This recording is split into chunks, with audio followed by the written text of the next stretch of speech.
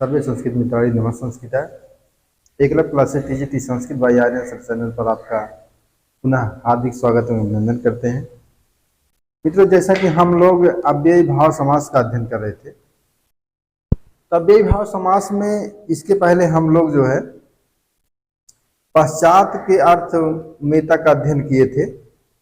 आज हम सूत्र है योग्यता विवक्षा पदार्था नति वृत्ति सादृश्यानि यथार्था सूत्र का अध्ययन करेंगे।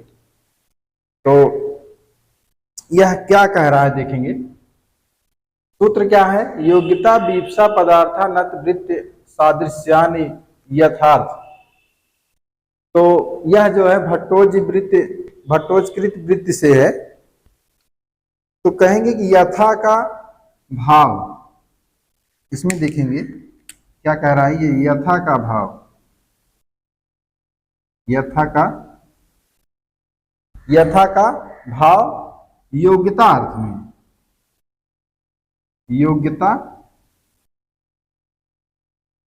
योग्यता अर्थ में ये कह रहा है। योग्यता अर्थ में कह रहा है कि अनु प्लस रूप, अनु प्लस रूप क्या हो गया? रूपस्य योग्यम। क्या हो जाएगा? रूपस्य योग्यम, रूपस्य योग्यम हो जाएगा। क्या बनेगा? अनुरूपम बन जाएगा, अनुरूपम, अनुरूपम बन जाएगा। अर्थात कह रहा कि अनु प्लस रूप, रूपस्य योग्यम बराबर अनुरूपम। तो कह रहा है कि अनुरूप या योग्यता के अनुसार, अनुरूप या योग्यता के अनुसार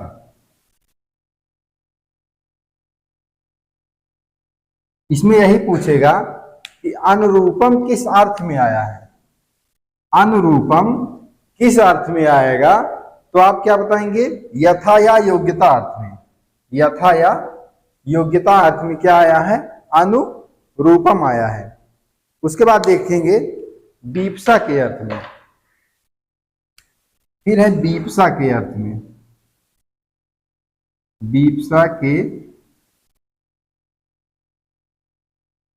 विवक्षा के अर्थ में जो आया है, लिखते चलेंगे। कह रहे हैं कि प्रत्यर्थम, प्रति प्लस अर्थ बराबर क्या हो जाएगा? अर्थम अर्थम प्रति। क्या हो जाएगा? अर्थम अर्थम अर्थम प्रति बराबर हो जाएगा प्रत्यर्थम, प्रत्यर्थम।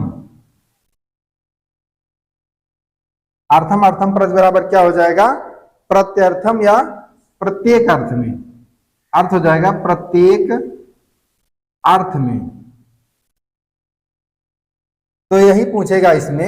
अगर पूछ लिया कि प्रत्यर्थम किस अर्थ में आया है, तो आप क्या बताएंगे?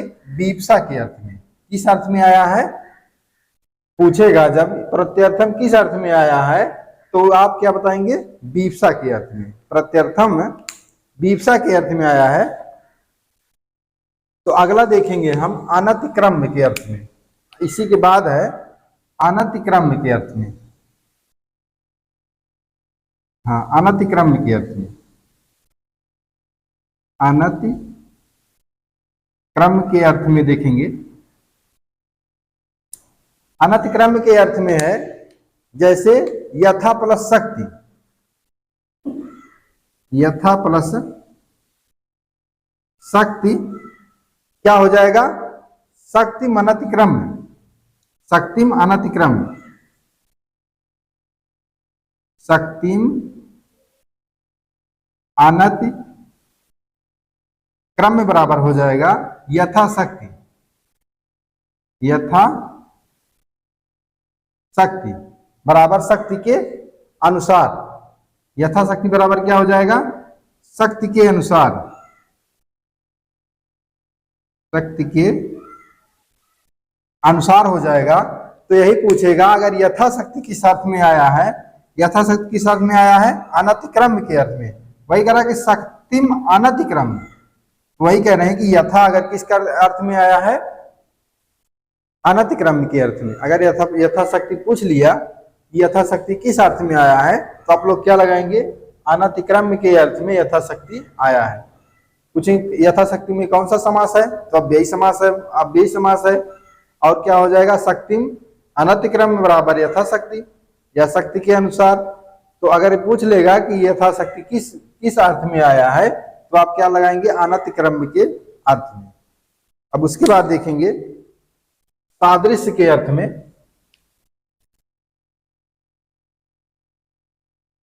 इसके आगे देखेंगे सादृश्य के अर्थ में है।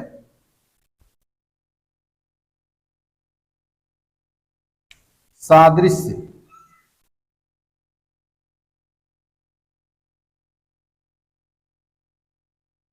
लाइन टू लाइन देखते चलेंगे। सादृश्य के अर्थ में है जैसे सह प्लस हरि, क्या हो जाएगा, सह प्लस हरि बराबर हरे सादृश्यम हो जाएगा।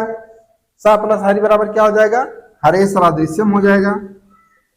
हरे सादृश्यम, हरे सादृश्यम बराबर सहरी। सहरी क्या हो जाएगा, सह प्लस हरि बराबर सहरी। तो हरे सादृश्यम क्या हो जाएगा, हरे सादृश्यम बराबर हरि के सदृश हो जाएगा। हरि के सदृश, हरे सादृश्यम में क्या हो जाएगा, हरि के सदृश बराबर सहरी। तो किस अर्थ में आया है, सादृश्य के अर्थ में। वही कह रहा है कि अगर सहरी पूछ लेगा किस अर्थ में आया है, तो आप क्या लगाएंगे, सादृश्य के अर्थ में लगाएंगे। उसके बाद है आनुपूर्व। उसके बाद है क्या है, आनुपूर्व अर्थात क्रम के अर्थ में। आनुपूर्व है, आनुपूर्व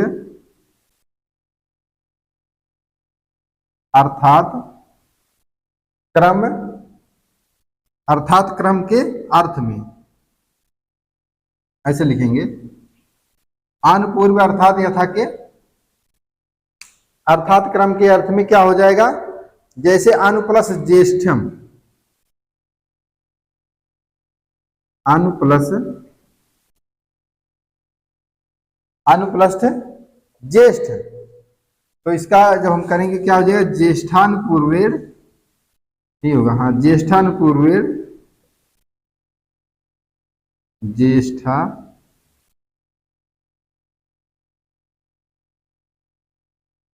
ज्येष्ठानु पूर्वेण है, पूर्वेण, क्षम्यताम, पूर्व ज्येष्ठानु अनु ज्येष्ठ बराबर क्या हो जाएगा, ज्येष्ठान पूर्वेण बराबर क्या हो जाएगा, अनुज्येष्ठम।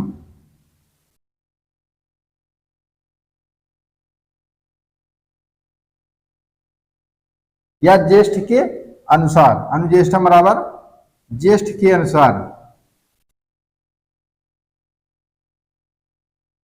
क्या हो जाएगा, ज्येष्ठ के अनुसार। तो वही पूछेगा, अनुज्येष्ठम अगर पूछ लिया, अनुज्येष्ठम अगर पूछता है तो किस अर्थ में आया है, आनुपूर्व अर्थ में।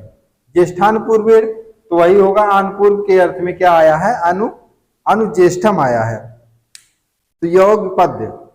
उसके बाद देखते हैं दूसरा सूत्र, इसके नीचे है क्या है, अव्ययी भावे च काले। इसके बाद में है अव्ययी भावे च काले।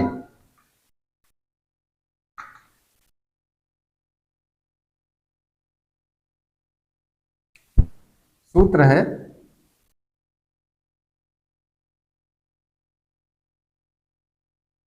अव्ययी भावे च काले। सूत्र क्या कह रहा है, कि कह रहा है कि सह प्लस योगपद, देखेंगे योगपद मतलब एक साथ अर्थ में, देखते चलेंगे, योगपद एक, योगपद मतलब एक साथ अर्थ में। इसका क्या हो जाएगा, योगपद बराबर एक साथ अर्थ में हो जाएगा कि सह प्लस चक्र, क्या हो जाएगा, देखेंगे किताब में, सह प्लस चक्र क्या हो जाएगा, चक्रेड़ युगपद क्या हो जाएगा, चक्रेड़ युगपद हो जाएगा। चक्रेड़ युगपद बराबर हो जाएगा सचक्रम अर्थात सचक्रम।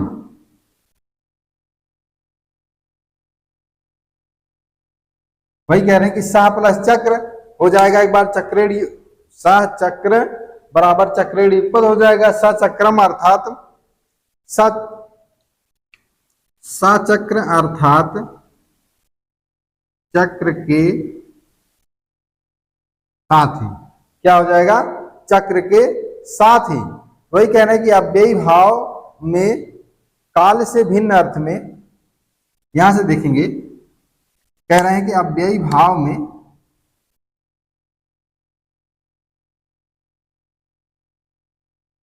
में काल से भिन्न अर्थ में क्या हो जाता है, सह का सा हो जाता है।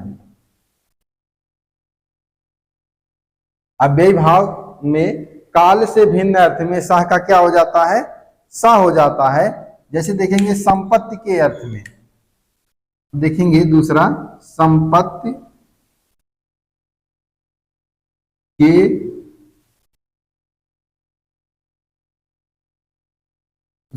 के अर्थ में देखेंगे, कह रहा है कि योग्यता अनुसार संपत्ति को योग्यता अनुसार लिख लेंगे, योग्यता अनुसार संपत्ति को संपत्ति कहते हैं। संपत्ति क्या कह रहा है कि योग्यता अनुसार संपत्ति को क्या कहते हैं, संपत्ति कहते हैं। योग्यता से अधिक, योग्यता से अधिक कह रहा है कि योग्यता से अधिक किसी देवता आदि के प्रसाद से प्राप्त हो तो, देवता आदि से प्रसाद में प्राप्त हो,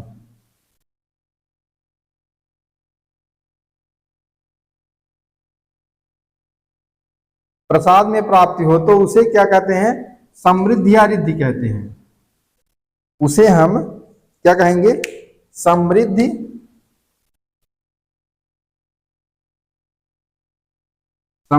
या रिद्धि कहते हैं। यानी कि देवता आदि के प्रसाद से अगर प्राप्त हो तो उसे हम क्या कहते हैं, समृद्धि या रिद्धि कहते हैं। कह रहे कि इसी कारण, फिर कह रहा है इसी कारण, कह रहा कि इसी कारण ऊपर समृद्धि के आ चुकने पर यहां संपत्ति शब्द आया है। वही कह रहा है कि इसी कारण ऊपर क्या है, समृद्धि के आ चुकने पर या समृद्धि के आने पर, कह रहा कि यह समृद्धि के आने पर यहां संपत्ति शब्द आया है। यहां संपत्ति शब्द आया है, शब्द आया है। जैसे देखेंगे सा प्लस छत्र क्या हो गया, सा प्लस छत्र बार छत्राणाम संपत्ति क्या जाएगा, छत्राणाम संपत्ति, छत्राणाम संपत्ति बराबर सछत्रम बराबर सछत्रम हो जाएगा। उसी प्रकार से देखेंगे, हाँ देखेंगे, कह रहा है कि संपत्ति के अर्थ में क्या आएगा कि योग्यता अनुसार संपत्ति को संपत्ति कहते हैं। पहले देखेंगे योग्यता से अधिक, कह रहा है किसी देवता आदि के प्रसाद से प्राप्त हो तो उसे हम क्या कहेंगे, समृद्धि या रिद्धि कहते हैं, उसे हम समृद्धि या रिद्धि कहते हैं। वह कही उसी प्रकार जो है समृद्धि के आने पर संपत्ति शब्द आया है। कौन सा शब्द आया है?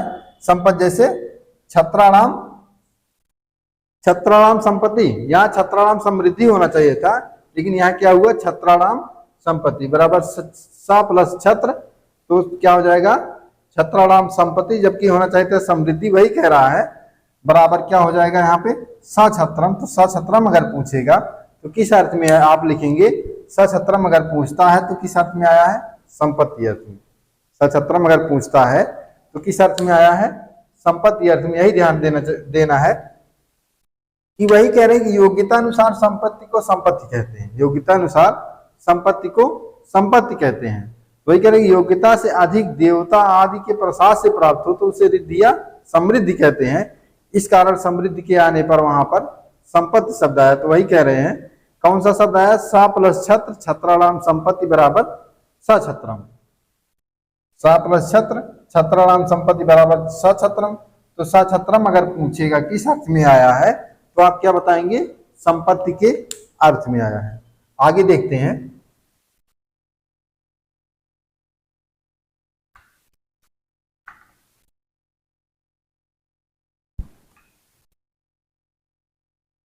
इसके आगे देखते हैं साकल्य।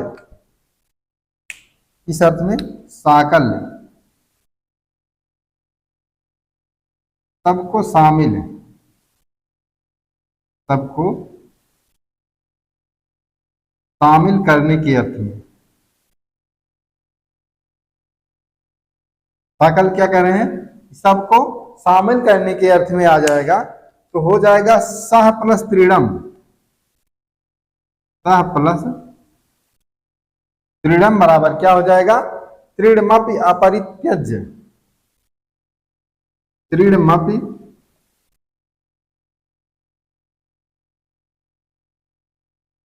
अपरित्यज्य हो जाएगा। त्रीडमपि अपरित्यज्य हो जाएगा तो क्या हो जाएगा? सा त्रीडम बराबर हो जाएगा सा त्रीडम हो जाएगा। तो इसका अर्थ क्या हो जाएगा? सब कुछ। सा त्रीडम मतलब सब कुछ। वही कह रहा है कि अगर ये सात्रीडम अगर पूछ लेगा, सात्रीडम अगर पूछ लेगा तो किस अर्थ में आया है? तो आप लगाएंगे साकल्य के अर्थ में। सात्रीडम किस अर्थ में आया है? सा प्लस त्रीडम, त्रीडम अपरित्यज्य। तो वही कह रहे हैं कि अगर सात्रीडम पूछता है तो आप किसमें लगाएंगे? सात्रीडम अगर पूछता है तो आप साकल्य अर्थ में सात्रीडम को लगाएंगे। उसी प्रकार हम देखेंगे कि अंत तक के अर्थ में क्या है? अंत तक के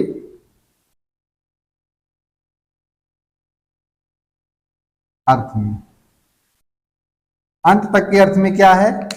अंत तक के अर्थ में जैसे है सह प्लस अग्नि, सह प्लस अग्नि हो जाएगा। क्या हो जाएगा? अग्नि पर्यंत, अग्नि ग्रंथ पर्यंतम, अग्नि ग्रंथ पर्यंतम।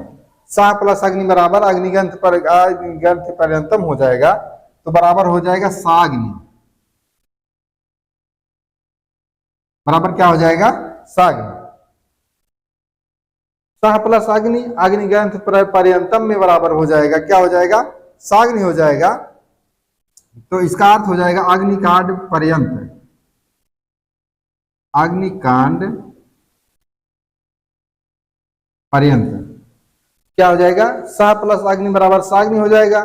साग्नि अगर पूछता है तो किस अर्थ में आएगा? तो आप बताएंगे अंत तक के अर्थ में। किस अर्थ में आ रहा है? अंत तक के अर्थ में आ रहा है साग्नि। साग्नि बराबर किस अर्थ में आएगा? अंत तक के अर्थ में साग्नि हो जाएगा बराबर सा प्लस अग्नि बराबर साग्नि हो जाएगा। साग्नि अगर पूछेगा किस किस जो है समास में है तो साग्नि आप बताएंगे अव्ययी भाव समास में। तो उसके बाद जो है सूत्र आता है यावत धारणे, उसके नीचे देखेंगे सूत्र है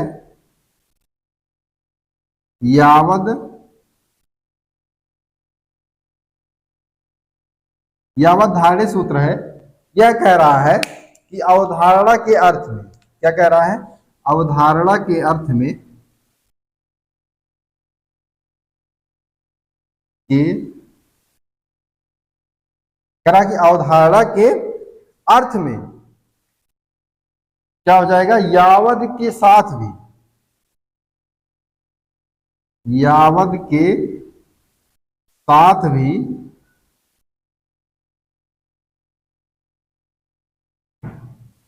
यावद के साथ भी क्या हो जाता है, अव्ययी भाव समास होता है। क्या कह रहा है कि अवधारणा के अर्थ में यावद के साथ भी क्या हो जाएगा, अव्ययी भाव समास हो जाएगा। जैसे यावंता देखेंगे, यावंता थोड़ा सा बड़ा है, यावंता श्लोकास्तान्वतो, श्लोकास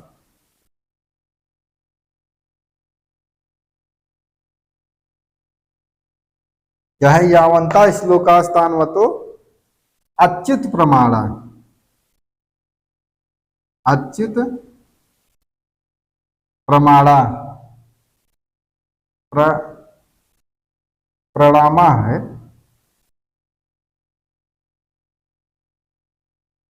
यावत श्लोकास्तान्वतो अच्युत प्रणामा में हो जाएगा, क्या हो जाएगा, इसका अर्थ हो जाएगा, इस अर्थ में यावत श्लोक समास पद बनेगा। इस अर्थ में जो है, अर्थ में यावत श्लोक में, यावत श्लोक में समास बनेगा। लाइन टू लाइन देखते चलेंगे। कह रहे कि यावंत श्लोकास्तान्वतो अच्युत प्रणामा, इस अर्थ में यावत श्लोक में क्या बना गया, अव्ययी भाव समास। अब यावत श्लोक में पूछेंगे अव्ययी भाव समास है किस सूत्र से बना है, तो आप क्या लगाएंगे, यावत धारणे, यावत धारणे सूत्र से क्या बना है, यावत श्लोकम में अव्ययी भाव समास बना है। तो क्या बना है इसमें, उसके बाद देखेंगे दूसरा सूत्र है,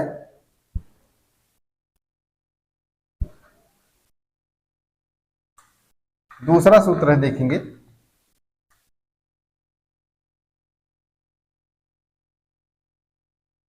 क्या है, आंग मर्यादा भी विध्यो, आंग मर्यादा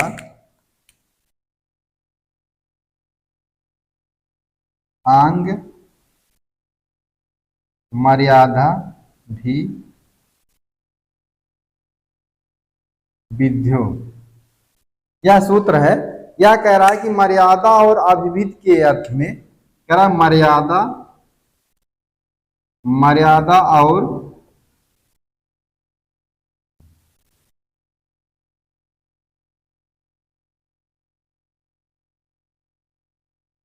क्या कह रहा है कि मर्यादा और अभिविध के अर्थ में आंग के साथ,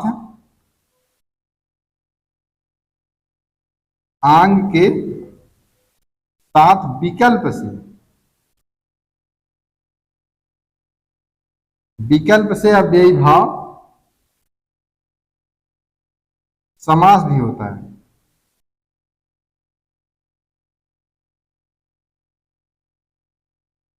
क्या कह रहा है कि मर्यादा और अभिविध के अर्थ में आंग के साथ विकल्प से क्या होता है, अव्ययी भाव समास भी बनते हैं, समास ना करने पर। फिर कह रहा है कि समास ना करने पर, समास ना करने पर क्या हो जाएगा, पंचमी,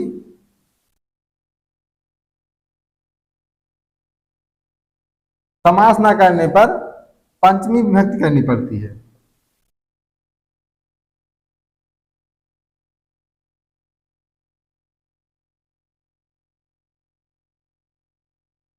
वही कह रहा है कि मर्यादा और अभिविध के अर्थ में, किस अर्थ में, मर्यादा और अभिविध के अर्थ में, कह रहा है कि आंग के साथ, आंग के साथ विकल्प से क्या हो जाएगा, अव्ययी भाव समास भी होगा।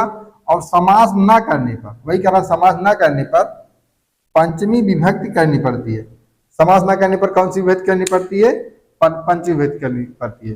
कौन सा सूत्र है, आंग मर्यादा विविध्यो, आंग मर्यादा विविध्यो में कह रहा है कि मर्यादा और अविविध के अर्थ में आंग के साथ विकल्प से अव्ययी भाव समास भी होता है। समास न करने पर पंचमी विभक्त भी करनी पड़ती है। समास न करने पर जैसे देखेंगे आमुक्ते,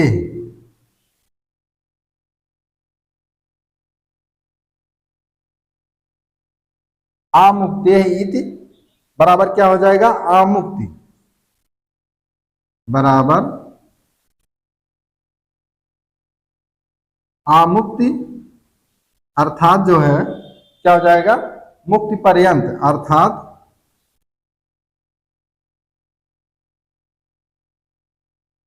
मुक्ति पर्यंत। वही कह रहा है कि आमुक्ते ही, तो आमुक्ति अर्थात मुक्ति पर्यंत हो जाएगा आमुक्ति। फिर देखिए आमुक्ति, आमुक्त क्या हो जाएगा, आमुक्तेरवा संसारा बराबर हो जाएगा एक बार आमुक्तेरवा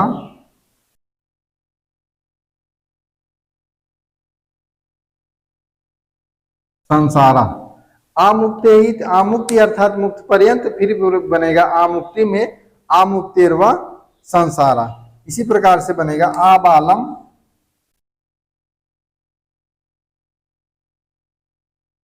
आबालम का हो जाएगा आबलेभ्यो वा,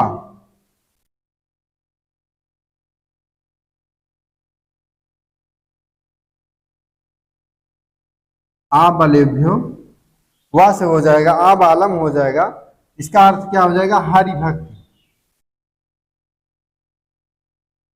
क्या हो जाएगा, हरि भक्ति हो जाएगा। वही कह रहा है कि आंग अविविध के अर्थ में आंग के साथ विकल्प से अव्ययी भाव समास भी होता है और समास ना करने पर पंचमी विभक्त करनी पड़ती है। जैसे आमुक्ते ही, आमुक्ति अर्थात मुक्त पर्यंत, आमुक्ति आमुक्तेरवा संसारा, और इसी प्रकार से आबालम में बनेगा आबलेभ्यो वा हरिभक्ति, आबलेभ्यो वा बराबर हरिभक्ति बनेगी। आगे देखते हैं, आगे देखेंगे सूत्र है लक्षणे नाभिप्रति अभिमुख्य। सूत्र कौन सा है, लक्षणे नाभिप्रति अभिमुख्य। यह कह रहा है अभिमुख्य द्योतक, क्या कह रहा है, अभिमुख्य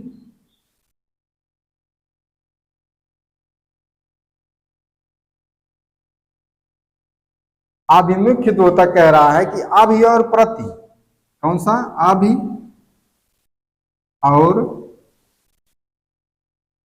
अभि और प्रति लक्षण अर्थात चिन्हवाची पद के साथ, लक्षण अर्थात चिन्हवाची पद के साथ, कह कि चिन्हवाची पद के साथ भी क्या करते हैं हम, अव्ययी भाव समास बनाते हैं, अव्ययी भाव समास बनाते हैं। जैसे जैसे देखेंगे अग्निमा भी,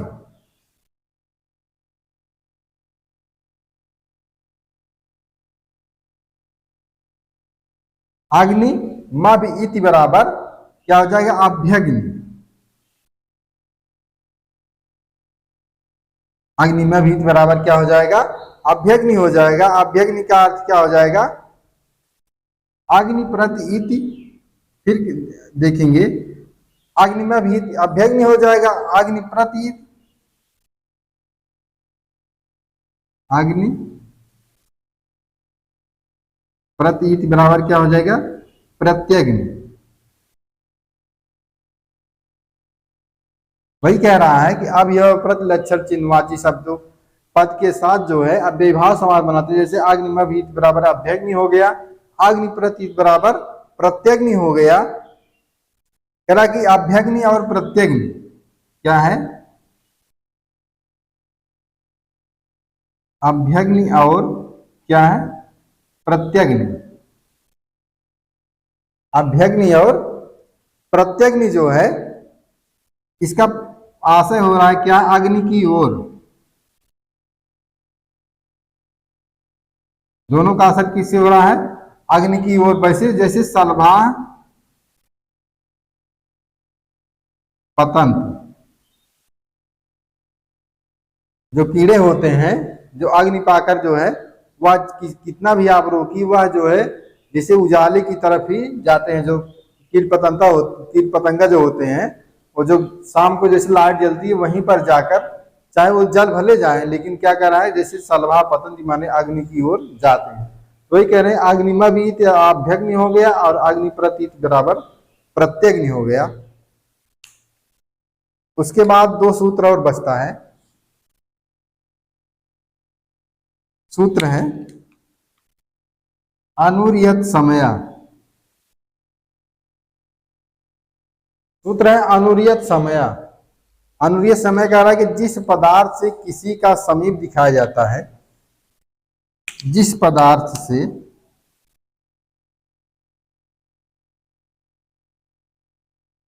किसी को समीप दिखाया जाता है,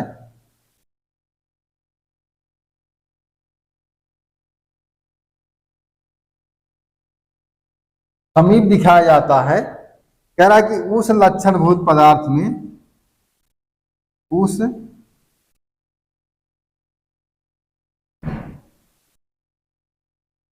पदार्थ में हम क्या करते हैं, अव्ययी भाव समास बनाते हैं। कह रहा है कि जिस पदार्थ में किसी को समीप दिखाया जाता है, उस लक्षणभूत पदार्थ में क्या करते हैं, हम अव्ययी भाव समास बनाते हैं। जैसे अनुवन मस निर्गता, अनुवन मस निर्गता, अनुवस मस निर्गता क्या हो जाएगा, वनिस्य वनस्य क्षमता, वनस्य समीप, क्या है, वनस्य समीप इत्यर्थ, समीप इत्यर्थ हो जाएगा, लेकिन क्या करें, समीप मित्यर्थ किताब में से दिया है। वनस्य समीप मित्यर्थ क्या हो जाएगा, अनुवन मस निर्गता, अनुवन मस निर्गता हो जाएगा। वही कह रहा है कि वनस्य समीप समीप मित्यर्थ। तो अनुसमय क्या क्या कह रहा है कि जिस पदार्थ से किसी को समीप दिखाया जाता है, कौन सा सूत्र कह रहा है, अनुरियत समय। ध्यान देंगे, जिस पदार्थ को किसी को समीप दिखाया जाता है, उस लक्षणभूत पदार्थ में अव्ययी भाव समास बनाते हैं। जैसे क्या है, अनुवन मस निर्गता बराबर वनस समीप मित्यर्थ, वन के समीप। आगे देखेंगे अंतिम सूत्र है अव्ययी भाव समास का।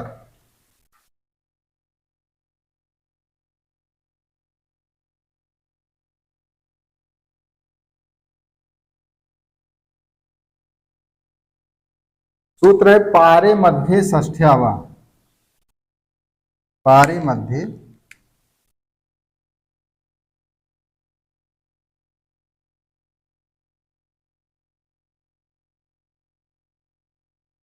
षष्ठ्यावा।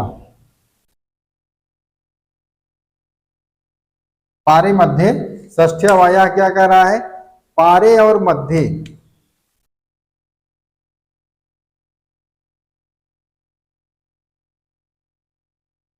क्या कह रहा है कि पारे और मध्य सप्तम्यंत शब्द कैसा हो, सप्तमी विभक्ति क्या हो, तो क्या हो जाएगा, सप्तम्यंत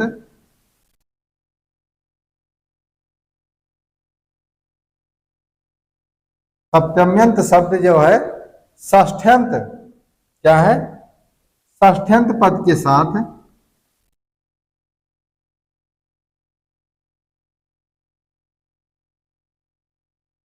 पद के साथ अव्ययी भाव समास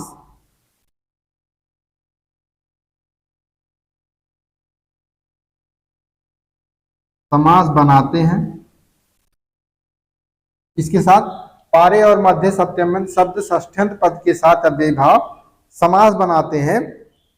और विकल्प से, और क्या कह रहा है कि विकल्प से,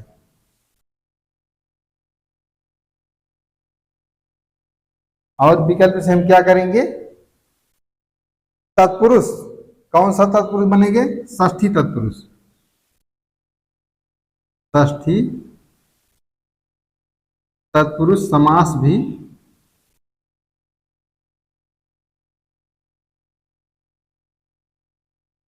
बनता है। कह रहे हैं कि विकल्प से षष्ठी तत्पुरुष समास भी बनता है। पारे और मध्य, यही कह रहे हैं, पारे और मध्य सप्तम शब्द और जो है षष्ठ्यंत पद के साथ अव्ययी भाव समास बनाते हैं। और लेकिन विकल्प से, जब या तो इच्छा कहेगी तो हम करेंगे या नहीं करेंगे, तो हम क्या करेंगे, षष्ठी तत्पुरुष समास भी बनाते हैं। विकल्प से हम क्या करेंगे, षष्ठी तत्पुरुष समास बनाएंगे। जैसे गंगायाः पारे,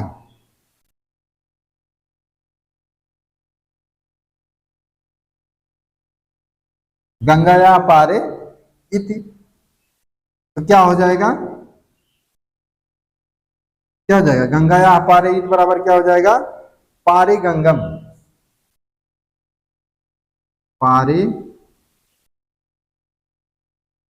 पारे गंगम, या हो जाएगा गंगा पारे, या क्या हो जाएगा, जब विकल्प से करेंगे हो जाएगा गंगा पारे।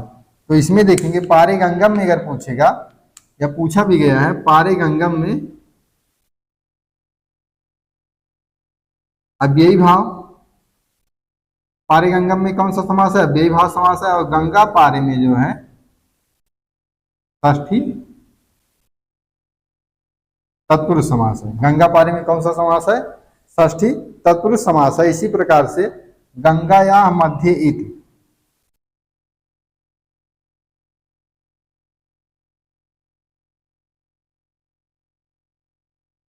गंगायाः मध्ये इति बराबर क्या हो जाएगा, क्या हो जाएगा, मध्य गंगम हो जाएगा, मध्य,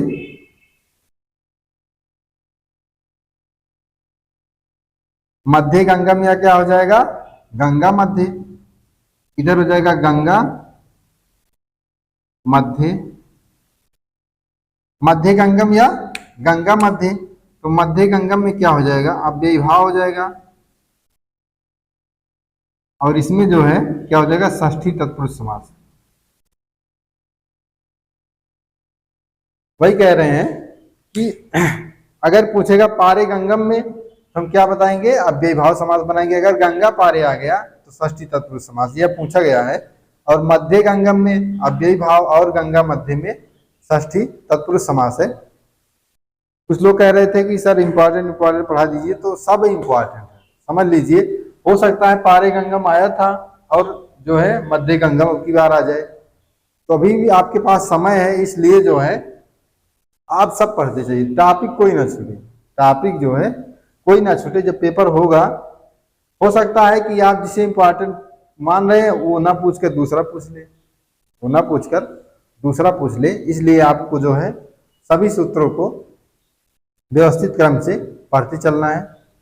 तो मित्रों, आज के लिए इतना ही। अब आज अव्ययी भाव समास की जो है कक्षा समाप्त हुई। कल तत्पुरुष समास का अध्ययन हम करेंगे। तो तब तक के लिए दीजिए हमें इजाजत। नमः संस्कृत।